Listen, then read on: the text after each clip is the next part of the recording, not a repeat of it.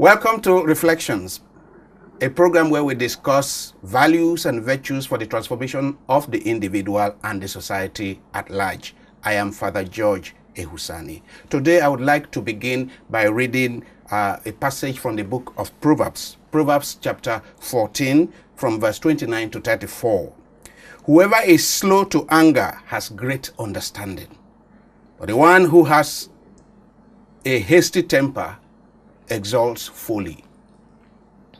A heart at peace gives life to the flesh, but passion makes the bones rot. Those who oppress the poor insult their maker, but those who are kind to the needy honor him. The wicked are overthrown by their evil doing, but the righteous find a refuge in their integrity. Wisdom is at home in the mind of one who has understanding, but it is not known in the hearts of fools. Righteousness exalts a nation, but sin is a reproach to any people. I am particularly interested in verse 30 of that Proverbs chapter 14. A heart at peace, a tranquil mind gives life to the flesh, while passion makes the bones to rot. Passion disorganizes the body.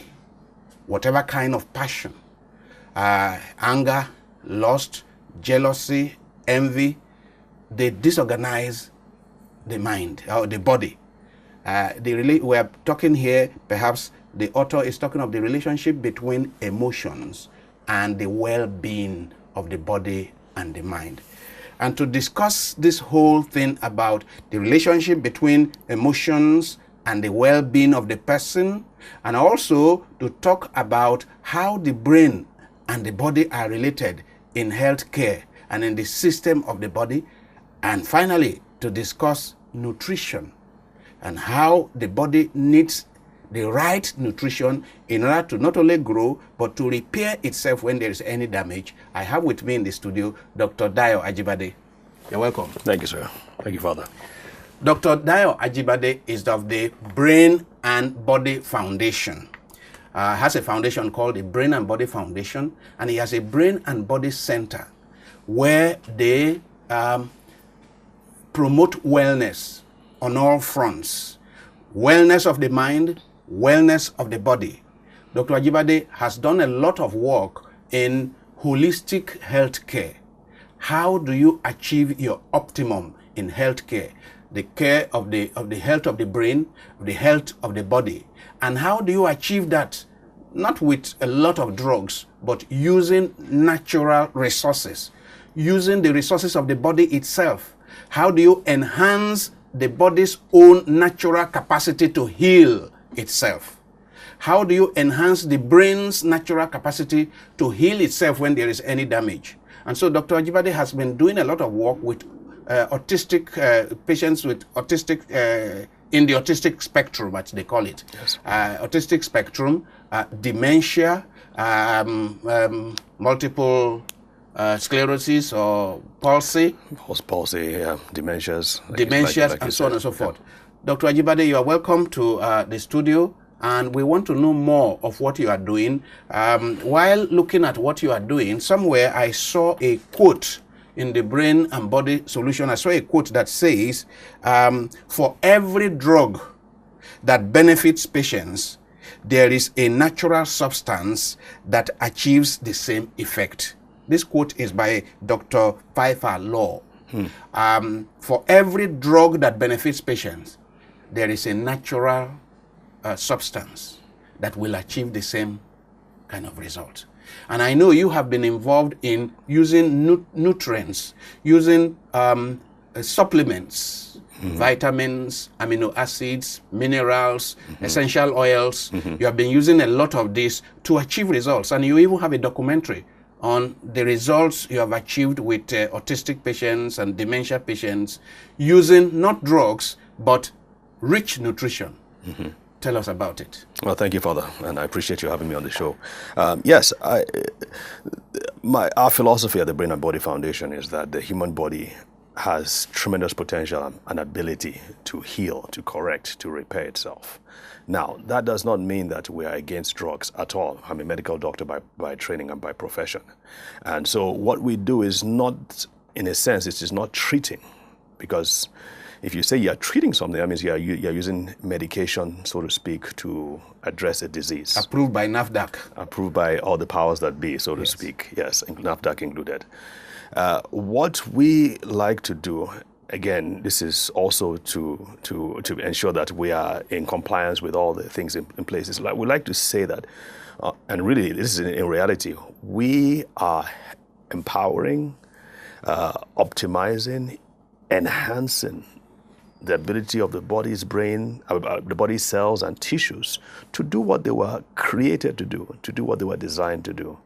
And other people think about it. Other people say we got to this world in different ways, but let's just, whatever floats your boat, the body is designed to do certain things. There is a particular design that the body came with. Yes. So what you do, what you are doing, what you are committed to doing is enhancing the body's capacity to do what it was designed to do. And if you have a disease, if you have a problem in the body, a sickness, it's usually because over a period of time, your body failed to do what it was designed to do. And it could have failed for different reasons. It could have been that it didn't have enough nutrients. It could have been that the emotions, as you read from the passage, that wonderful verse, it could have been that the emotions were awry.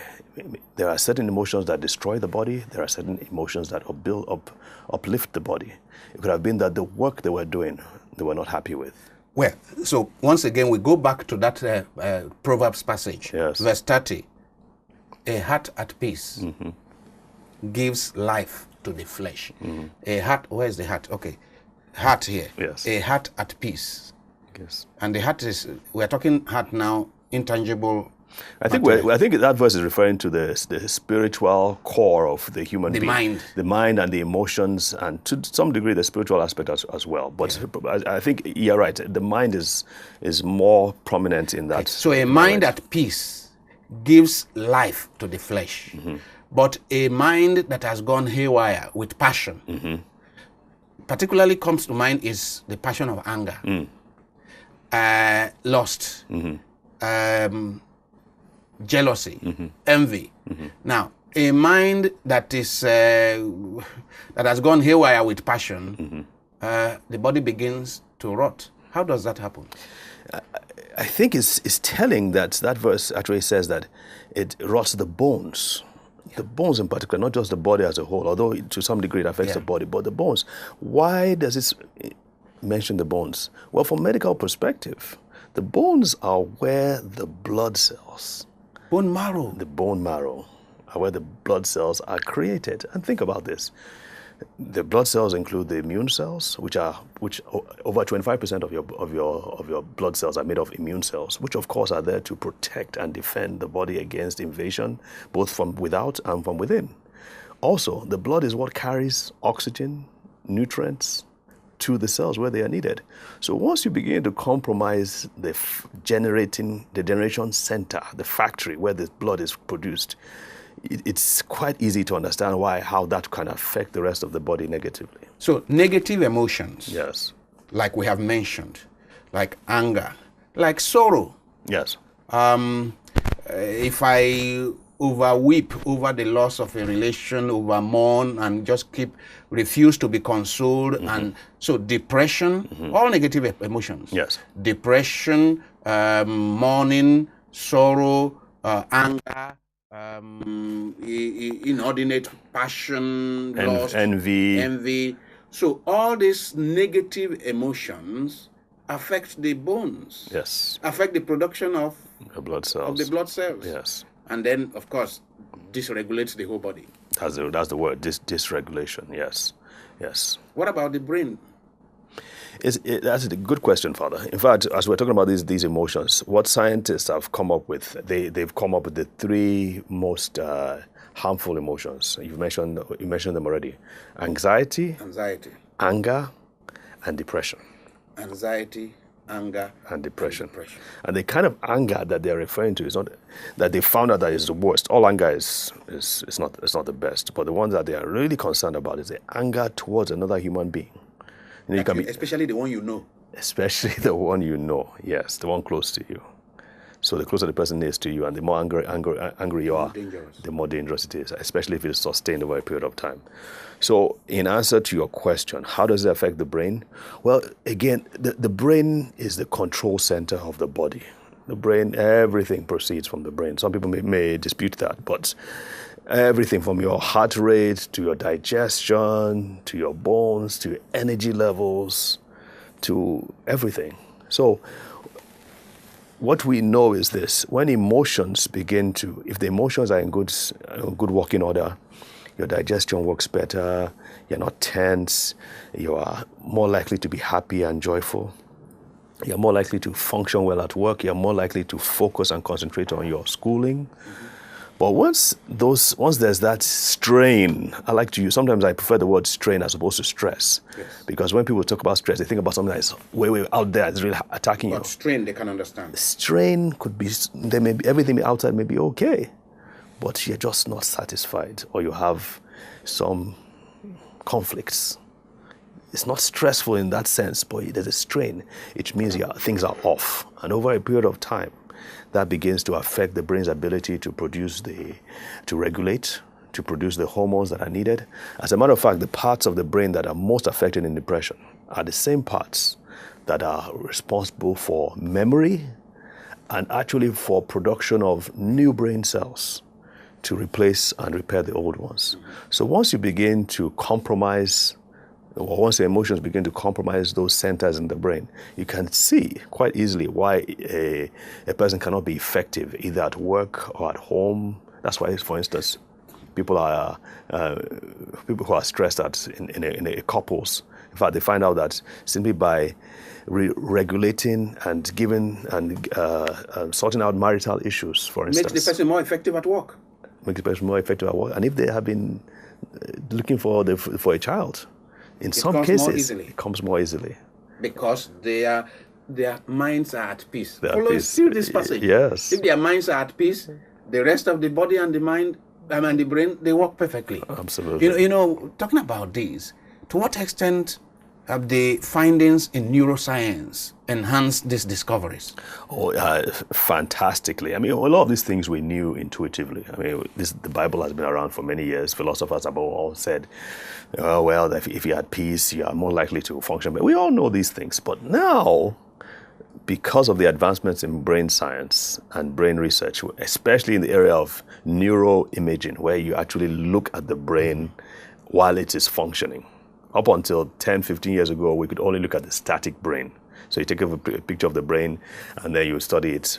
But now, and then the patient has long gone, and then you now study. But now with the patient there, you can now elicit different emotions, you can elicit different feelings, and you can watch as the brain is responding to these things. So huge advances. I think these are exciting times we're living in, where we can actually really begin to make a difference. But it's not just neuroimaging now. We're looking at even chemicals.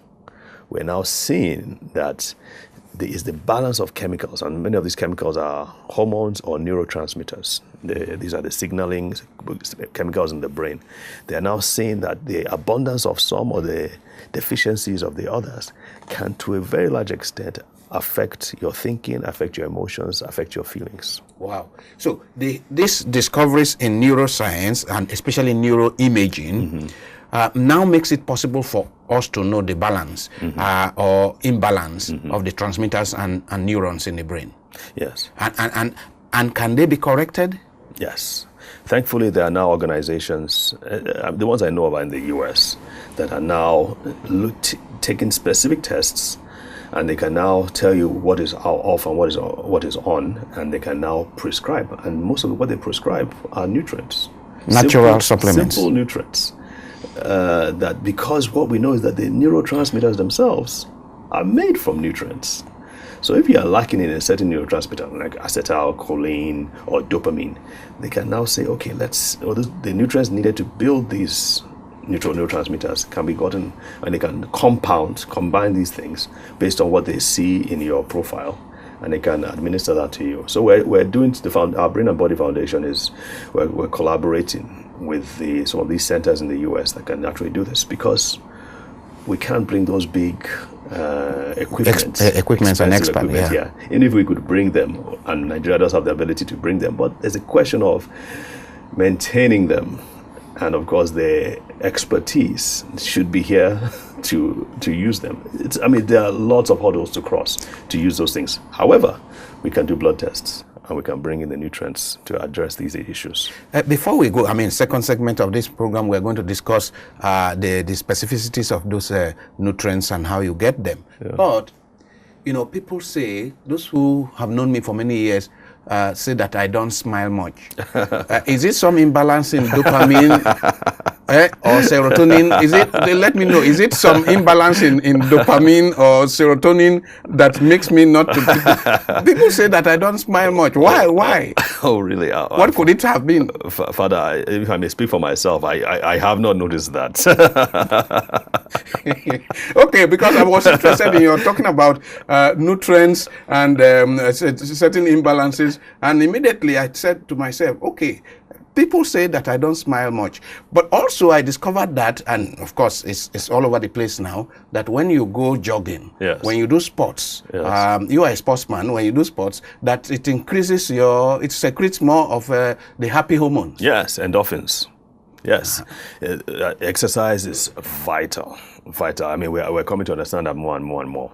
Exercise helps to put things back in regulation. It helps your digestion. Exercise helps your thinking. It improves blood flow. And once you improve blood flow, a lot of other things come into place, because you are now improving the ability of your body or your blood to deliver the nutrients, the oxygen to the cells that So among the resources in this your natural cure through nutrients, among the resources you prescribe is exercise, right? Yes, and like I said, I've talked about the laws of life here. Maybe in our next section we can touch on it as well. But it's a complete package. Exercise is one of them, but sleep is also one of them. Sleep is one of them. Your relationship with others is another thing. Your work. So all these factors, and none of them can be neglected. You neglect them to your own peril. We're all doing them in various ways, but it's good for people to now really understand how these things actually work, and now consciously, purposefully begin to inculcate the right practices in their daily lives. Not long ago, I was reading about the fact that, those who learn new musical instruments, and I think I even saw it on your Facebook, that those who learn new musical instruments, that their brain structure shows that they become more intelligent than other people. How do you justify that? I was very excited when I saw that, because I go from one musical instrument to the other. And then I read that in a control study, research done on 4 different groups. 3 were studying different musical instruments, and 1 was the control group and was not studying any musical instruments. And that after a period of time, maybe 3 months, they checked their brains. And the frontal part of the brain of the 3 groups that were learning musical instruments were way many points higher than the others, who the control group. Meaning that to learn musical instruments is some kind of resource to the brain, and for the brain to develop. And I'm like, why is everybody not learning the guitar or the piano or the drums? That's a great point. The bottom line is that if you task the brain, if you force the brain to learn new things, it does better. It does better. That is the bottom line. Now, music is a special case, because music, it seems like our brains are actually designed for music.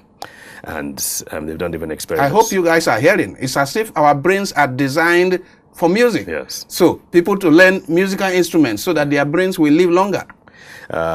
So a couple of examples now. They found out that people who studied music at a tender age tend to be more protected from dementias in old age.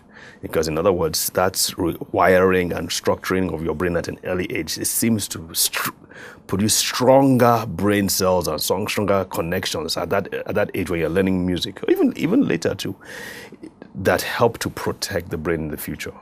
We also know, I thought this was interesting too, they were studying in New York, they're studying the people who won the crossword puzzles, these puzzles in the newspapers, and they found 2 sets that did the best. Two sets of people that did best when it came to crossword puzzles. These are words, wording, putting words. Do you know which two sets they were? Who are they? Well, of course, one was music. The other one, they were software developers, because they deal with large amounts of information. Musicians too deal with large amounts of information. Yes. So they're able to, so that even though these are not words that they're dealing with, their brain's ability to connect and think quickly and put things together is what comes out of that musical development and musical use, and therefore can be translated into things like crossword puzzles. So actually, the kind of things resources that the brain requires, we have talked about good nutrition. We shall deal with the details later. But good nutrition, balanced nutrition, between fruits and vegetables, essential oils, and so on and so forth. Now, then we talked of exercise. Very important. Yeah. Then now we're talking of certain particular activities. Activities that task the brain, like crossword puzzle, like chess game. Like chess, yes. Like musical instruments. I was also informed learning a new language. Yes, fantastic. Activities that, so people should not say, in that way, people should not say they are too old to learn something. Yeah. Because when they learn a new skill, particularly a very complex skill like learn to play the piano, learn to play the guitar, learn to play the violin, that it actually brings the brain to life. Absolutely. Are there some other areas that you could recommend? There may be people who are not interested in music, who are not interested in crossword puzzle or chess game, and who are not. What other kind of activities can you recommend for people to keep their brains alive and revitalized? Exercise, obviously. But one of the things I thought was interesting was that people said that by juggling was another interesting thing that they found that helped to develop both sides. Juggling things. Like you're juggling. Oh, okay. You're juggling, that art of when there are balls or this long, what they call those things now, those bowling things. They found that just by juggling those things, okay, maybe we may not have that, but just the moving things around, juggling them around like this, what it does is that it strengthens the connections between the two halves of the brain. Okay. And what we know is that both halves of the brain function in different ways. One, they say the right half of the brain is more artistic, which deals with music and language and some emotions. Music is the artistic part. The left half deals with language, logical reasoning, and other things that have to do with engineers, for instance, use more of the left brain. Musicians use more of the right brain. But the connection, the juggling and doing things that involve both parts of the body help to build brain cells as well. The other things, obviously, I mean, in the interest of completeness. Yes. I know we're speaking in a holy environment and all that, and this is... it's sex, isn't it? Yes. I know. As you were embellishing it, I know where you are going. Okay, that sex is also part of it. Okay. Amazing results they're finding, boosting the levels of the good hormones, the neurotransmitters. Legitimate sex, no? It has between a man and a wife. Yeah, yes. Illegitimate sex gives birth to anxiety and fear and so on. So that wouldn't help at the end of the day. That wouldn't help. It can put you under stress and strain. Viewers and listeners, he's talking about legitimate sex. That is correct. Not randy. Great. So that of all the activities we are talking about that can enhance the person's wholesome living, holistic healthcare, that's okay. Sex is part of it, but he's qualifying it. That it is I am qualifying it between the husband and wife, right? Between husband and wife. Yes. Great. I've been speaking with Dr. Dayo AJIBADE. Dr. AJIBADE is a medical doctor with experience in clinical practice, especially radiation oncology. And for many years, you have a master's degree in management, is it? Yeah, I do, yes. In management, and you have done a lot of teaching and public speaking. And in the last 10 years or so, Dr. AJIBADE has been concentrating in studying, doing a lot of research and collaborating with experts in the US on the brain and body. and how the brain, how the body can repair themselves if only we provide the resources needed for the brain and body. So, using natural supplements, you offer help for pain, sleep disorder, dementia, the autistic spectrum. So practically the most challenging conditions that we find ourselves. Heart disease, strokes. Basically, as things begin to break down, we can focus on repairing. I didn't say we can treat, but we can focus on repairing and restoring, because the body is already trying to do that. Like we said at the beginning, the body is already trying to do these things. The body has just failed to do those things because it lacked the resources. So we are just simply providing the resources so the body can do what it was designed to do. So on a serious note, do you go around also teaching people how to live more calm lives, lives without too much agitation, the kind of things that break down the body? Well, I love to do that, and you've given me the opportunity a couple of times to talk about the laws of life at your center, and would love to do that more and more. Okay.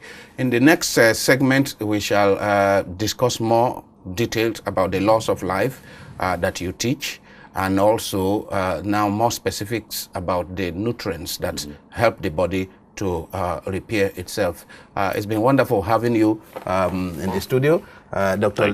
Dayo AJIBADE, who is a member of the Luke Sterile faculty. We have benefited from his presence a lot by getting a lot of information on how our bodies and our brains can repair themselves, so that it's not always that we need drugs. We need drugs as a last resort or a quick fix, but a more sustainable and sustaining approach will be to let the body do the job itself.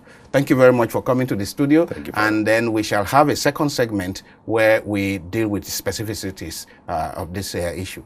Thank you. Why isn't it possible for a husband or a wife to say, I am sorry, please, thank you? These are basic acts of courtesy, and yet it's lacking. Are we grooming more men and women who lack just the basic rules of courtesy?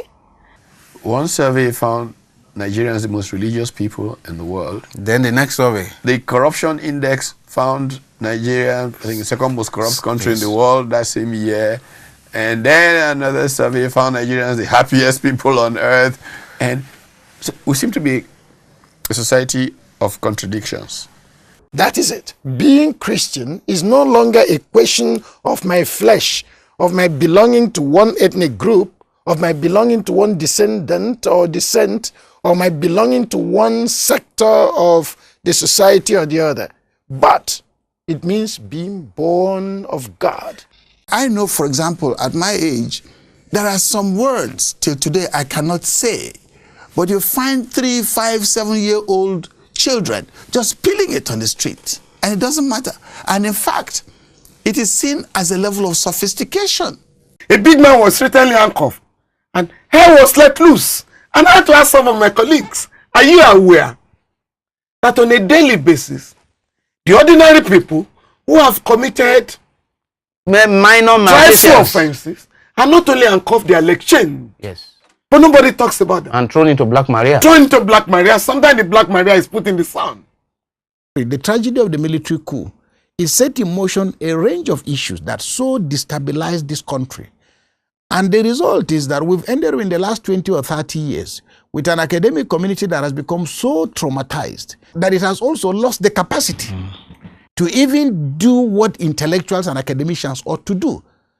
When any generation failed to capture young men between the age of 15 and 25 in their generation and harvest them and deliberately and intentionally give them a sense of direction, a sense of national vision, and give them a meaning as to what it means to be a man.